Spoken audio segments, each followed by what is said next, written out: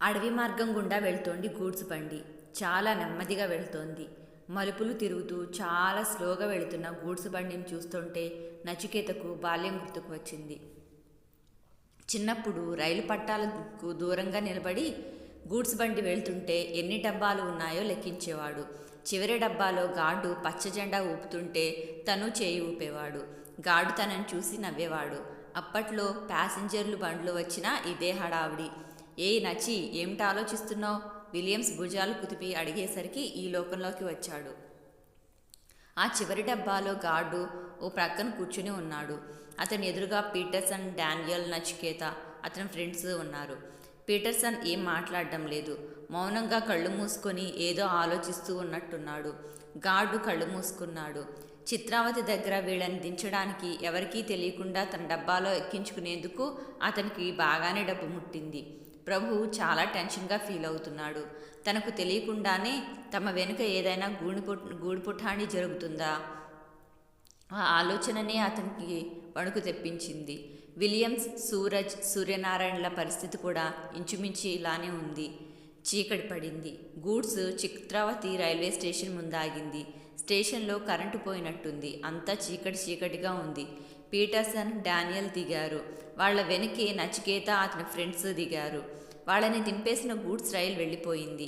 వీళ్ళు చీకట్లోనే బయలుదేరారు. Daniel torch light పట్టుకొని ముందుకు నడుస్తున్నాడు. అతన్ని మిగతా వాళ్ళు అనుసరిస్తున్నారు. ఎవరి ఆలోచనల్లో వాళ్ళున్నారు. నచికేత పీటర్సన్ వైపు తిరిగి, మీరెలా వెళ్తారు అని అడిగాడు. పీటర్సన్ కోపంగా నచికేత వైపు చూసి, మీకు సంబంధం లేని ప్రశ్నలు అడగొద్దు అన్నాడు కఠినంగా. నచికేత మౌనంగా ఉండిపోయాడు. ఒక్క క్షణం వెనక్కి తిరిగి వెళ్ళిపోతే బావుండన్న ఫీలింగ్ కలిగింది ప్రభుకు. చాలా దట్టమైన అడవిలా కనిపించింది. చుట్టూ చెట్లు, జనసంచారం లేదు. అందరి బ్యాగులు వీపులకు వేలాడుతున్నాయి.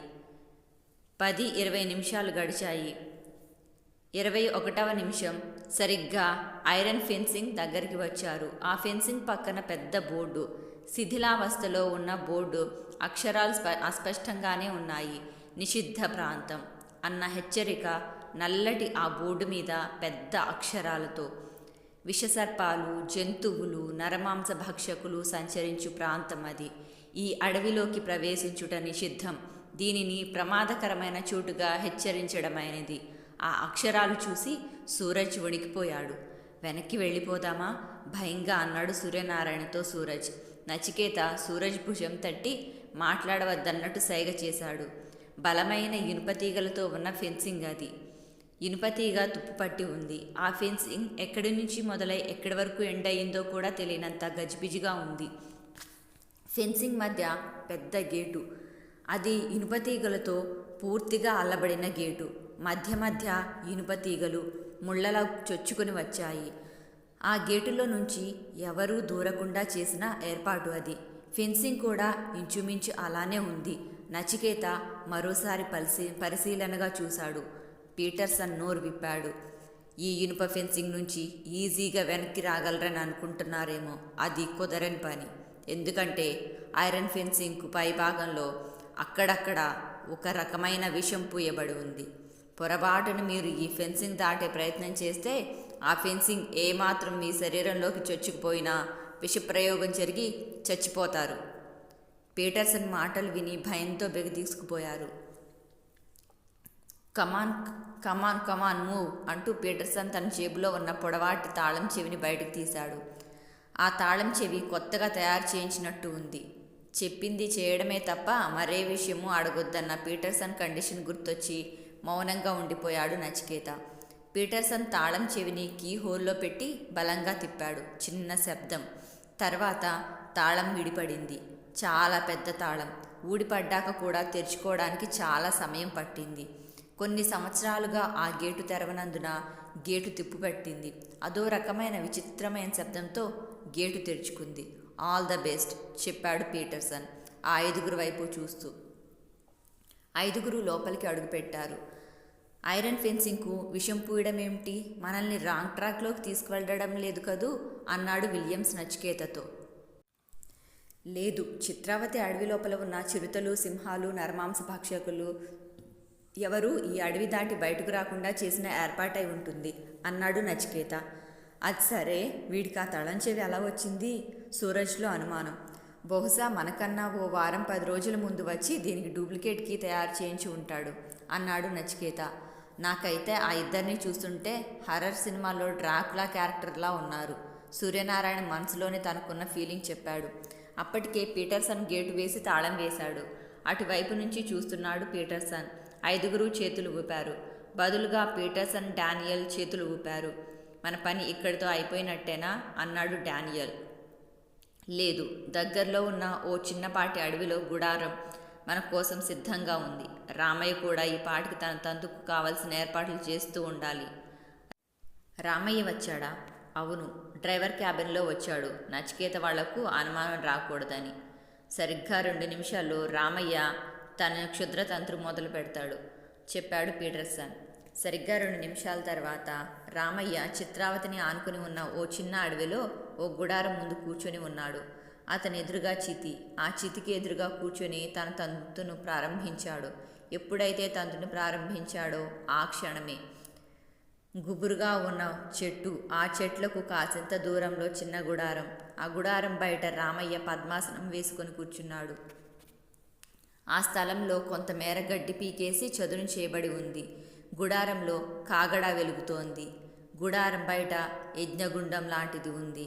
ఎండు పుల్లలు వేసి నిప్పు అంటించాడు రామయ్య. ఆ యజ్ఞగుండం చుట్టూ ఎరుపు, నలుపు, తెలుపు రంగులతో ముగ్గులు వేస్తున్నాయి. Mid night. సరిగ్గా 12 గంటలు. రామయ్య కళ్ళు రక్తవర్ణంలోకి మారాయి. ఒంటి మీద రక్తంతో తడిచిన గోచి లాంటిది తప్ప మరేం లేదు. బిత్రోచిని సంతృప్తి పరచడానికి, బిత్రోచికి కావలసిన బలిని సమర్పించడానికి అతను ఆయత్తమవుతున్నాడు. అతని తంతు మొదలయ్యే సమయంలో అతి క్షుద్రమైన ఆత్మలన్నీ వికృత నాట్యాన్ని మొదలెడతాయి. భయానకమైన సంఘటనలు సృష్టిస్తాయి. భయోత్పాతాన్ని కలిగించి అతని తంతుని అడ్డగించే ప్రయత్నం చేస్తాయి. ఇవన్నీ ఆ క్షుద్రోపాసకుడి సంయమన శక్తి, అతీత శక్తిని పరీక్షించడానికి. ఏ సమయంలో అతను ఉలికిపాటు ప్రదర్శించిన 3 రకాల జంతువులు రక్తంతో తడిచిన తన చిన్నపాటి వస్త్రాన్ని చూసుకున్న అతని తంతు బెడ్స్ కొడుతుంది.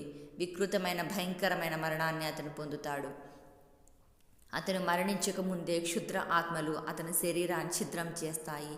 ఇవన్నీ తెలిసి కూడా రామయ్య అలాంటి భయంకరమైన క్షుద్ర తంతుకు సిద్ధపడ్డాడు. ఇది పీటర్సన్ ఆజ్ఞ. తను ఈ తంతును నిర్విఘ్నంగా కొనసాగించిన మరుక్షణం చిత్రావతి అడవిలో బిత్రోచి గెస్ట్ హౌస్ని చేరుకునే ప్రయత్నంలో ఉన్న 5 విచిత్రమైన మార్పులు వస్తాయి. క్షుద్రం, నీచం, స్వార్థం ప్రవేశిస్తాయి. తెలివి, బలం ఉన్నవాడు మిగతా వాళ్ళని చంపడానికి ప్రయత్నిస్తాడు. చివరికి బిత్రోచి గెస్ట్ హౌస్ను చేరుకునేలోగా ఏ ఒక్కరూ మిగలరేమో. బిత్రోచి గెస్ట్ హౌస్ తలుపులు తెరుచుకున్న మరుక్షణం, బిత్రోచి సంతృప్తితో సమర్పణను స్వీకరించిన మరుక్షణం పీటర్సన్ని కరుణిస్తుంది. రామయ్యను ఆదరిస్తుంది. ఈ ప్రపంచాన్ని శాసించగలే సర్వ క్షుద్రశక్తులు వాళ్ళిద్దరి వశమవుతాయి. బిత్రోచి నిద్రలేస్తుందా? అందుకే భయంకరమైన ఈ చివరి తంతును మొదలుపెట్టాడు రామయ్య. ఆ తంతు అకోరా. ఈ అడవిని చూస్తుంటే భయమేస్తోందిరా. సినిమాల్లోని అడవిని చూడటమే కానీ నిజంగా మనకి తెలియదు అడవుల గురించి, సూర్యనారాయణ సూరజ్తో అన్నాడు. వాళ్ళు అప్పటిక నడక సాగింది 2 గంటలకు పైగా అయ్యింది. కాళ్ళు నొప్పి పుడుతున్నాయి. అబ్బా, నాకు ఓపిక లేదురా బాబు అంటూ ప్రభు ఓ చెట్టు దగ్గర కూలబడ్డాడు. చీకట్లు అలుముకున్నాయి. అందరి గుండెల్లోనూ దడ మొదలైంది. ఎప్పుడో జంతువు ఇరుచుకుపడుతుందో, ఎప్పుడు ఏ విష సర్పం కబళిస్తుందో కీచురాళ్ళు రొద మొదలైంది. నడుస్తుంటే ఎండుటాకులపై అడుగులు పడ్డప్పుడల్లా చప్పుడు వేస్తోంది. నిశ్శబ్దంగా నడుస్తుంటే ఆ సౌండే డిటిఎస్లో సోకుతుంది వాళ్ళకి. ప్రాణాలు అరచేతిలో పెట్టుకోవడం అంటే అదేనేమో. ఏదో సరదాకి థ్రిల్లింగ్గా ఉంటుందనుకొని ఈ అగ్రిమెంట్ ఒప్పుకోవడం పెద్ద పొరపాటు అయ్యిందని ఎవరి మటుకు వాళ్ళు అనుకుంటున్నారు. నచికేత కూడా చెట్టున అనుకుని కూర్చుండిపోయాడు. Suraj mineral water bottle open చేసి తను తాగి అందరికీ అందించాడు.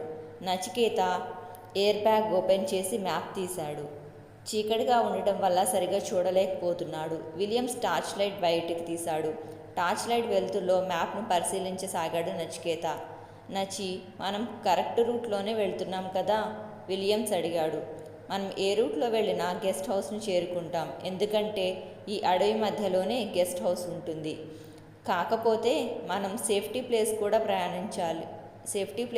ప్రయాణించాలి చెప్పాడు నచికేత. ఈ అడవిలో నుంచి మనం బయటపడగలమా? అడిగాడు భయంగా ప్రభు. మనం ఈ వెంచర్ని రిస్క్తో ప్రారంభించాం. ఇప్పుడిక భయపడి లాభం లేదు అన్నాడు నచికేత. సూరజ్, సూర్యనారాయణ మౌనం వహించారు. ఈ రాత్రి మనం ఇక్కడ విశ్రాంతి తీసుకుందాం. రేపొద్దున్నే బయలుదేరొచ్చు చెప్పాడు నచికేత. మరో గంట నడిస్తే? విలియమ్స్ అడిగాడు. రాత్రివేళ ప్రయాణం మంచిది కాదు. విషపురుగులు, క్రూర మృగాలు సంచరించే ప్రదేశం కాబట్టి ఇక్కడ ఆగుదాం అన్నాడు నచికేత. అబ్బా, చలి చంపేస్తుంది. ముందు సెగలు వేద్దాం. ఆ తర్వాత కాస్త తిని చెట్టుపైన విశ్రమిద్దాం అన్నాడు సూరజ్. అందరికీ ఆ ప్రపోజల్ నచ్చింది. ఎండుపుల్లలు ఏరుకొచ్చి మంట వేశారు. బ్యాగ్లో నుండి బ్రెడ్, జామ్ బయటకు తీశారు. ప్రభు చిన్నపాటి కెటిల్ తీశాడు. మిల్క్ పౌడర్లో కాసిని నీళ్లు కలిపి కెటిల్లోని పాలను వేడి చేశాడు. మరో 10 నిమిషాల్లో వేడివేడి టీ తయారు చేశారు అందరూ కలిసి. చలిలో వేడివేడి టీ తాగుతుంటే రిలాక్స్డ్గా అనిపించింది అందరికీ. 6 in 1 నుండి వస్తున్న చిరు వెలుతురులో నిశ్శబ్దంగా ఉన్న ఆ వాతావరణం గమ్మత్తుగా ఉంది. నిజానికి ఇలాంటి థ్రిల్లింగ్ అడ్వెంచర్స్ చేయాలని చాలామందికి ఉన్నా భయం చేత చెయ్యరు. కేవలం సినిమాలో చూసి ఆనందపడాలంతే. అలాంటిది నిజంగా తామేనా అని తెగ ఆశ్చర్యంగా ఉంది వారికి. ఎండుపుల్లలతో చేసిన ఈ చలినెగడను చూసి కొన్ని జంతువులు పారిపోతాయి. మనం గంటకొకరం చెప్పున ఇక్కడ కాపలా కాద్దాం. మిగతా 4 పడుకుంటారు. ఒక్కరు మాత్రం కాపలా కాయాలా? 1 hour తర్వాత 2 వాళ్ళు చెప్పాడు నచికేత. ముందుగా నచికేత కాపలా ఉంటానన్నాడు. మిగతా 4 చెట్టెక్కారు. ఏ క్షణమైనా ఏ క్రూరమృగం ఎటువైపు నుంచి అటాక్ చేసినా ఆ చెట్టుపైన ఉండే సేఫ్టీ అనే ఉద్దేశంతో ఆ ప్లాన్ చేశాడు నచికేత. ఒక్కో ఎండుపూలను నెగళ్ళలో వేస్తున్నాడు నచికేత. అతనికి నిద్ర రావడం లేదు. అతని 6th సెన్స్ ఏదో ప్రమాదాన్ని హెచ్చరిస్తున్నట్టు అనిపిస్తోంది. సరిగ్గా అప్పుడే రాబర్ట్ ఇచ్చిన సెల్ఫోన్ మోగింది. చిన్న బీప్ బీప్ అనే శబ్దంతో. నచికేత సెల్ఫోన్లో ఉన్న ఒకే బటన్ నొక్కాడు. Hello mister Nachiketa, how are you? అటువైపు నుంచి రాబర్ట్ అడిగాడు. మేం బాగున్నాం. మమ్మల్ని ఇక్కడ వదిలేసి వాళ్ళు వెళ్ళిపోయారు చెప్పాడు నచికేత. నువ్వు చాలా అలర్ట్గా ఉండాలి మిస్టర్ నచికేత. నీకేమాత్రం అనుమానం కలిగినా, ఏ ప్రమాదం ఎదురైనా నన్ను కాంటాక్ట్ చేయి. నేను కూడా బయలుదేరుతున్నాను చెప్పాడు రాబర్ట్. అలాగే అన్నాడు నచికేత. రాబర్ట్ అటువైపు నుంచి ఫోన్ కట్ చేశాడు. సేఫ్గా రీచ్ అయ్యారా? రాబర్ట్ సెల్ ఫోన్ ఆఫ్ చేశాక అడిగింది తరళ. వాళ్ళు అప్పటికే చిత్రావతి రైల్వే స్టేషన్కు సమీపంలో ఉన్నారు. ప్రొఫెసర్, తరళ, రాబర్ట్ ముగ్గురు బయలుదేరారు. వాళ్ళు ఓ గుర్రపు బగ్గీలో చిత్రావతి రైల్వే స్టేషన్కు బయలుదేరారు. చిత్రావతి రైల్వే స్టేషన్కు 20 కిలోమీటర్ల దూరంలో ఉన్న ఓ పాడుబడిన రైల్వే స్టేషన్లో ఓ గుర్రపు బగ్గీని మాట్లాడుతున్నారు. ప్రతిరోజు ఉదయం అక్కడి నుంచి చుట్టుపక్కల ఊళ్లకు గుర్రపు బగ్గీలు వెళ్తాయి. ఎక్కువ మొత్తంలో డబ్బు ఆఫర్ చేసేసరికి గుర్రపు బగ్గీ అతను ఒప్పుకున్నాడు.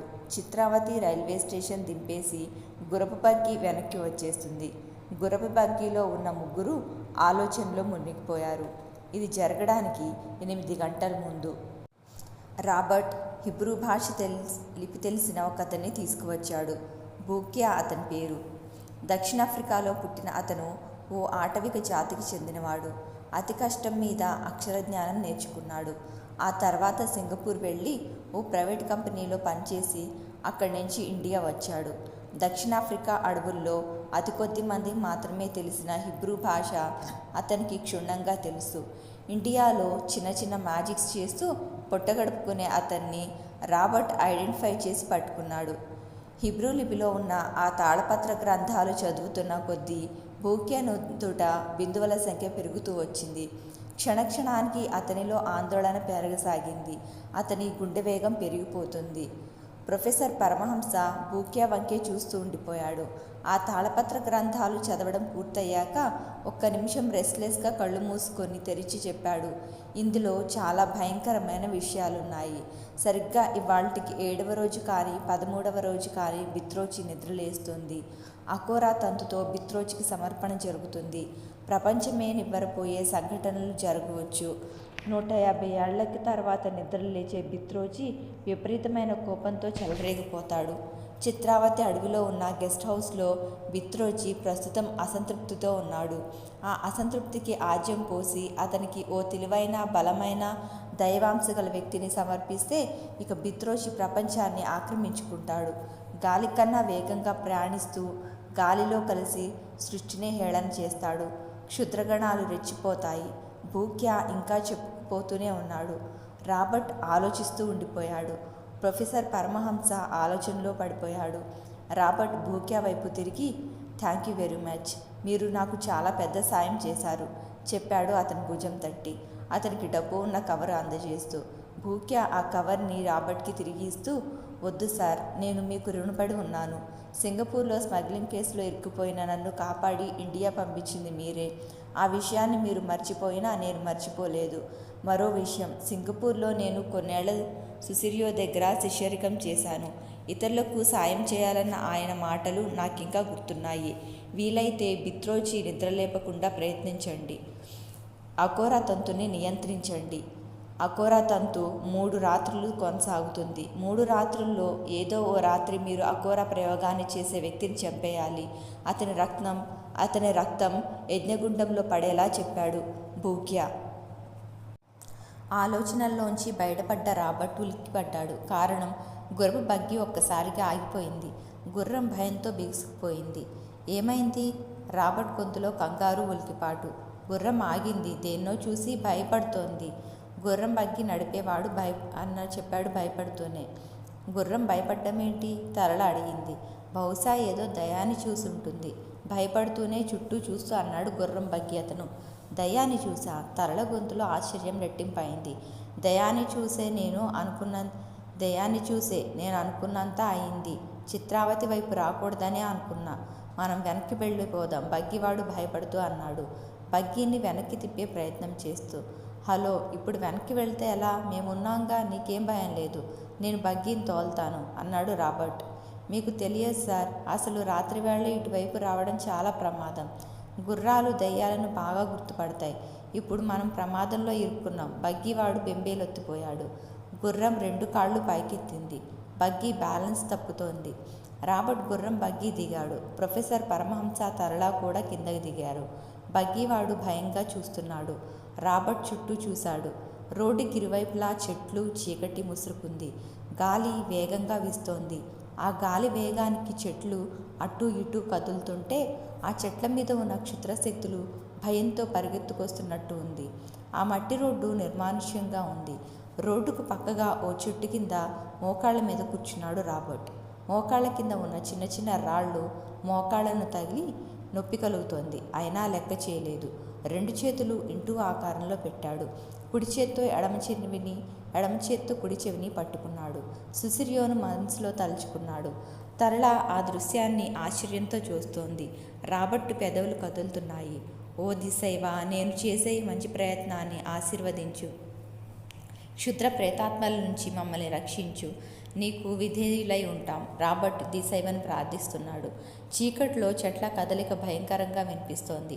చెట్లు ఆగి కదులుతూ ఉండడం వల్ల రాబర్ట్ మంత్రోచ్చారం చేస్తూ ఆ నిర్మానుష్యమైన ప్రదేశంలో క్షుద్రశక్తులను ఎదుర్కొంటూ ఉండడం వల్ల గుర్రం బగ్గి అతను భయపడిపోయాడు. మామూలుగా అయితే అతను చిత్రావతి అడవి వైపు వచ్చేవాడు కాదు. కానీ ఎక్కువ మొత్తంలో డబ్బు ఇస్తాననడంతో ఆస్తిగా వచ్చాడు. తరళ ఊపిరి బిగబట్టి చూస్తోంది. ఏవో శబ్దాలు గాలిలో వస్తున్నట్టు అనిపిస్తోంది. ప్రొఫెసర్ పరమహంస కళ్ళు పెద్దవయ్యాయి. సర్రున గాలిని కోస్తూ వెళ్తోన్న ఫీలింగ్. అప్పటి వరకు 2 కాళ్ళు ఎత్తి భయంతో బిగుసుకుపోయిన గుర్రం మెల్లిమెల్లిగా మామూలు స్థాయిలోకి వచ్చింది. క్షుద్ర ఆత్మలను దిశేవ ఎదుర్కొంది. రాబర్ట్కు దారి సుగమం చేసింది. రాబర్ట్ మాట్లాడకుండా వచ్చి బగ్గీలో కూర్చున్నాడు. అతనితో పాటు పరమహంస, తరళ ఎక్కి కూర్చున్నారు. బగ్గీవాడు ఏదో అనబోయి రాబర్ట్ మొహంలోకి చూశాడు. రాబర్ట్ కళ్ళు అదో మాదిరిగా ఇరిపెక్కి ఉన్నాయి. అతను బగ్గీవాడి వైపు చూడటం లేదు. బగ్గీవాడు మౌనంగా బండిని తోలసాగాడు. మునుపటి కన్నా వేగంగా వెళుతోంది బగ్గీ. దారి పొడవునా దిశేవ వీళ్లకు సాయంగా ఉన్న విషయం ఒక్క రాబర్ట్కు మాత్రమే తెలుసు.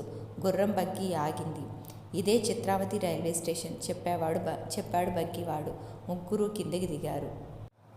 స్టేషన్లో ఓ చిన్న లైటు మాత్రమే వెలుగుతోంది.